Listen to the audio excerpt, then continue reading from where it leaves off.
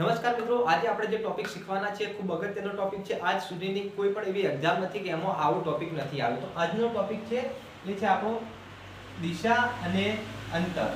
બરાબર, દિશા અને અંતર। હવે જો આપણને ખબર છે કે દિશાઓ કેટલી, તો આપણે ખબર દિશાઓ કેટલી છે, તો કે 4। કઈ કઈ દિશાઓ આપણા જોડે છે?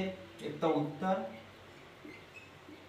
દક્ષિણ અને પૂર્વ અને પશ્ચિમ। બરાબર, આ કોમન વસ્તુ છે। આપણને આ ટોપિક શીખવા માટે બે વસ્તુઓનું ખાસ ખ્યાલ હોવું જોઈએ, એક છે દિશાઓ અને એક બીજું છે ખૂણાઓ। બરાબર, ખૂણાઓ કયા કયા છે? તો ખૂણાઓ છે વાયવ્ય, ઈશાન, અગ્નિ અને નૈઋત્ય। બરાબર, આ 4 ખૂણાઓ થઈ ગયા। આટલી વસ્તુઓ કમ્પલસરી આપણને આવડતી હોવી જોઈએ, મગજમાં હોવું જોઈએ। હવે આપણને ખબર છે કે આપણે ઉત્તરને n વડે દર્શાવીએ છીએ, દક્ષિણને દર્શાવીએ છીએ s સાઉથ વડે એટલે s વડે, પૂર્વને વેસ્ટ ઈસ્ટ એટલે e વડે અને પશ્ચિમને વેસ્ટ એટલે w વડે। આ બધા એમના શોર્ટ પહેલા કીવર્ડ છે જે અંગ્રેજી શબ્દના। બરાબર, આટલી વસ્તુ વડે દર્શાવીએ છીએ। હવે જ્યારે પરીક્ષામાં આ પ્રકારનો જ્યારે દિશા અને અંતરનો ક્વેશ્ચન આવે ત્યારે સૌથી પહેલા તમારે આ રીતે તીર મારી અને તમારે એક સ્ટ્રક્ચર બનાવીને દર્શાવી દેવાનું છે, જેથી જ્યારે તમને પેપર સેટર પેપર આપે ને એમ કે ભાઈ પેપર વાંચવાનો સમય છે, હાલ પૂરવાનો નથી, ત્યારે તમારે છેલ્લા પેજ ઉપર રફ કામમાં આ રીતે દર્શાવી દેવાનું। શું છે? તો પહેલા કે ભાઈ ઉત્તર, તમે આ રીતના તમે ડાયરેક્ટ તમને એક ફાવટ પડી જશે, પછી તમે ડાયરેક્ટ પણ દર્શાવી દો છો। દક્ષિણ એટલે કે s, પૂર્વ અને પશ્ચિમ। બરાબર, હવે ઘણા વિદ્યાર્થીઓનો પ્રશ્ન શું હતો કે અમને ઉત્તર દક્ષિણ તો ખબર પડી જાય છે, બરાબર, પણ પૂર્વ પશ્ચિમ દર્શાવવામાં ખૂબ તકલીફ રહે છે કે અમે ભૂલી જઈએ છીએ કે અમારે પૂર્વ આ બાજુ દર્શાવીએ કે પેલી બાજુ। તો પૂર્વ પશ્ચિમ બાજુ તમે જે બાજુ લખો છો, તમારો જે બાજુ તમારો જમણો હાથ હોય એ બાજુ હંમેશા તમારે પૂર્વ દર્શાવી અને એની ઓપોઝિટ સાઈડ તમારે પશ્ચિમ દર્શાવી। બરાબર, આટલું થઈ ગયા પછી વાયવ્યની શરૂઆત આટલાથી કરવી, ઉત્તરથી આગળ હવે વાયવ્યની શરૂઆત કરવી। હવે તમને કોઈ પૂછે કે ભાઈ વાયવ્ય ખૂણો કયો આવશે, તેનું શોર્ટકટ બનાવી દેવાનું છે કે પશ્ચિમ ને ઉત્તર વચ્ચે। બરાબર, અહીંયા હંમેશા આ ખૂણો હોય। હવે ધારો કે તમને કોઈ પૂછે કે ભાઈ એક વ્યક્તિ ડાબી બાજુ જાય છે અને 45 અંશના ખૂણે વળે છે। હવે ધારો કે ડાબી બાજુ જાય છે, હવે ડાબી બાજુ હંમેશા એક વસ્તુ યાદ રાખવી કે જ્યારે તમને કોઈ વ્યક્તિ સીધી ચાલતી હોય ને અને જો એ ઘડિયાળના દિશામાં ડાબી બાજુ વળતી હોય ને, ઘડિયાળના દિશામાં, બરાબર, તો એની જમણી બાજુ આ થશે અને આ ડાબી બાજુ થશે। બરાબર, તમારો જે જમણો હાથ છે તમારી જમણી બાજુ અને જે ઘડિયાળની દિશા છે હંમેશા એની જમણી બાજુ થશે અને ઓપોઝિટ દિશા એની ડાબી બાજુ થશે। બરાબર, તો તમારે આ વસ્તુ યાદ રાખવાની છે। વાયવ્ય અહીંયા આવશે, એના પછી આવશે પછી ઈશાન આવશે, ઈશાન, તો ઈશાન કઈ બે દિશાઓ વચ્ચે આવશે? n અને e। બરાબર, આ બે વચ્ચે ખૂણો કયો આવશે? આ આવશે। બરાબર, તો તમે અને ઈશાનને એને કઈ દિશા? ઉત્તર પૂર્વ પણ તમને ઓપ્શનમાં આપી શકે, ભાઈ આ રીતે પણ આપી શકે કે ઉત્તર પૂર્વ। આ વખત ઘણા વખત આ રીતે ઓપ્શન હોય છે। ત્રીજું છે કયું છે? તો કે ભાઈ અગ્નિ। અગ્નિ કયો હોય? તો ઈસ્ટ અને સાઉથ વચ્ચે। બરાબર, અને ચોથો ખૂણો છે આપણો નૈઋત્ય। નૈઋત્ય ક્યાં જોવા મળશે? નૈઋત્યને આપણે કયું બીજું નામ આપીએ છીએ? તો કે તો SW। બરાબર, અગ્નિને કયું નામ આપીશું? તો ES। બરાબર, વાયવ્યને WN। બરાબર, આટલું થઈ ગયું। આટલું થઈ ગયું પછી હવે તમારો વારો આવશે ખૂણાનો। ખૂણા યાદ કઈ રાખવા કે એક વર્તુળ હોય ને, એક વર્તુળ, તો આપણને ખબર છે કે ભાઈ વર્તુળ હોય ને એ 360 નું હોય। કેટલાનું હોય? 360 નું।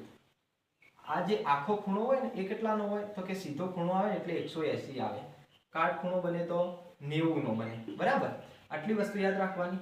તો સૌથી પહેલા તમારે કરી દેવાનું કે ભાઈ અહીંયા 360 છે તો અહીંયા 180 આવશે। બરાબર, આ વસ્તુ થઈ ગઈ।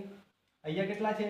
તો ભાઈ અહીંયા કેટલા આવશે? 90 આવશે, તો અહીંયા એનો ચોથો ભાગ કેટલો આવશે? 45 આવશે। અહીંયા 135 આવશે। બરાબર, 180 પછી અહીંયા કેટલા આવશે? તો અહીંયા આવશે 225 આવશે। 225 પછી અહીંયા કેટલા આવશે? તો 25 માં 5 ઉમેરશો તો કેટલા થશે? તો લગભગ 370 આવશે। અહીંયા સોરી 270 આવશે અને અહીંયા આવશે 315। બરાબર, આ રીતે એના ખૂણા થઈ ગયા। કોઈ પૂછે ને કે ભાઈ ઈશાન દિશામાં જાય છે, 45 અંશની દિશાએ વળે છે, તો આટલું સ્ટ્રક્ચર તમારા મગજમાં કમ્પ્લીટ ક્લિયર હોવું જોઈએ। આ સ્ટ્રક્ચર તમારે મગજમાં બેસાડી દેવાનું છે। બરાબર, કારણ કે આ વસ્તુ તમને આવશે ને તો જ આના પરથી પ્રશ્નો એકદમ સરળ રહેશે।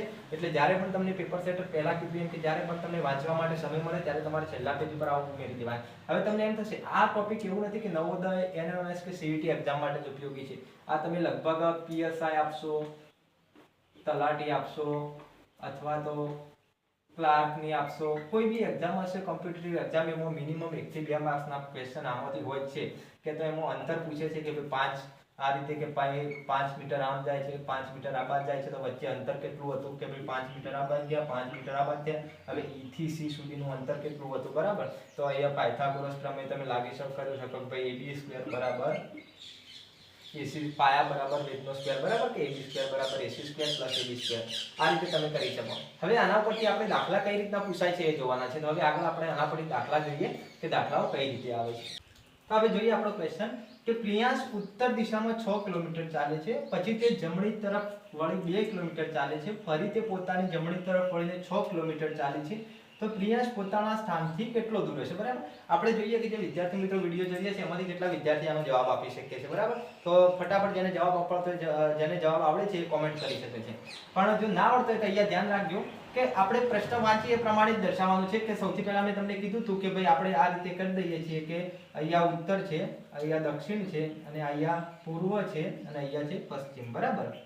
આટલી વસ્તુ ક્લિયર થઈ ગઈ.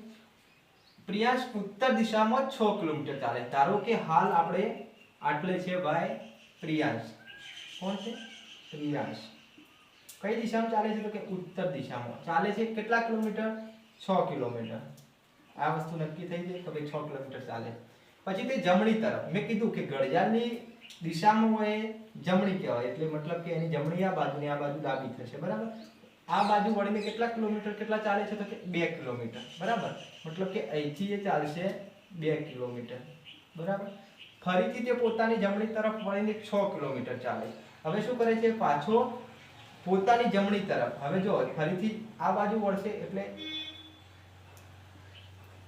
આ એની જે આ નીચેની દિશા છે, સોરી આ છે એની જમણી દિશા થઈ જશે, ઉપરની એની ડાબી દિશા થઈ જશે, બરાબર. તો નીચેની તરફ કેટલા કિલોમીટર ચાલે છે? 6 કિલોમીટર, બરાબર.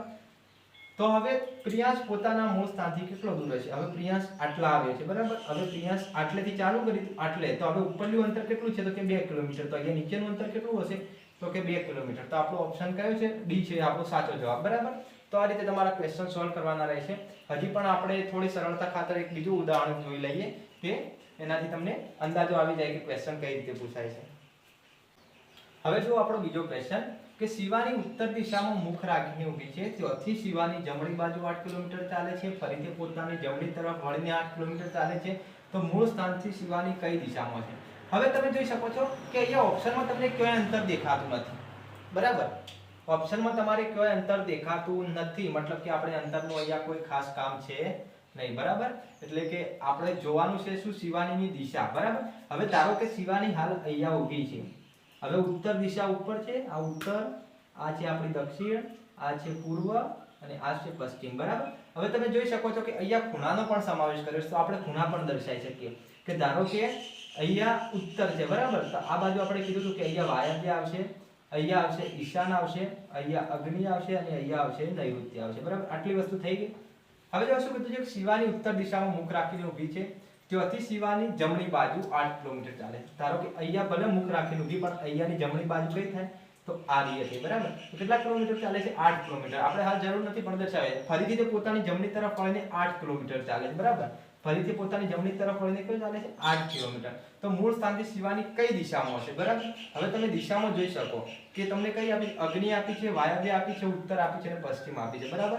અહીંયા જો દક્ષિણ હોત તો દક્ષિણ આવી શકત એક સમય કે નીચેની દિશામાં જાય છે, બરાબર. પણ અહીંયા આપણને કઈ આપી છે? અગ્નિ દિશા આપી છે, બરાબર. અને હકીકતમાં જે છે શિવાની કઈ દિશામાં જાય છે? અગ્નિ. તો આપણો સાચો જવાબ કયો આવશે? તો અગ્નિ, બરાબર.